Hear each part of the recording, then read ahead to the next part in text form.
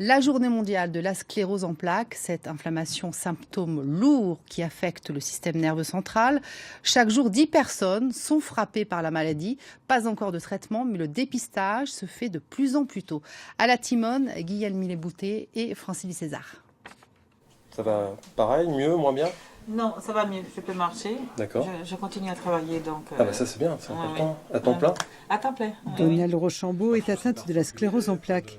Une fois par mois, elle se rend au service de neurologie de la Timone pour une perfusion de 3 heures. Sa maladie s'est déclarée il y a 1 an et demi lors de vacances en Martinique. Je suis arrivée chez ma mère et pendant 4 jours, j'étais bien. Et au bout du 5e jour, j'arrivais plus à marcher. Je disais à ma mère, je sens pas le bas.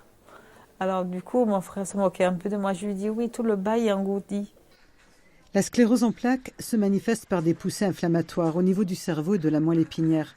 Cela entraîne des troubles de la vue ou de la marche, une perte de la sensibilité des membres, des problèmes d'équilibre.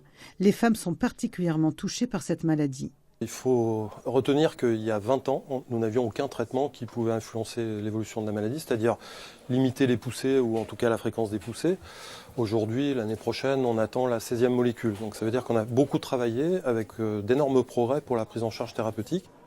En parallèle, et grâce au programme Dune qui réunit chercheurs et cliniciens européens, le diagnostic se fait de plus en plus tôt grâce à l'imagerie à résonance magnétique. Cette machine, le 7 Tesla, donne des résultats d'une grande précision. L'imagerie à 7 Tesla, donc à très haut champ magnétique, augmente la résolution et donc va permettre de voir des lésions qui n'étaient pas visibles auparavant, puisque la résolution de ce type d'imagerie est de l'ordre de quelques centaines de micromètres par rapport au millimètre qui est la résolution classique en IRM.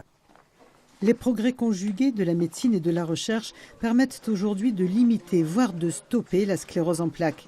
100 000 personnes souffrent de cette maladie en France. Et vendredi 2 juin, une journée d'ateliers et de discussion est organisée par les associations de malades à Marseille.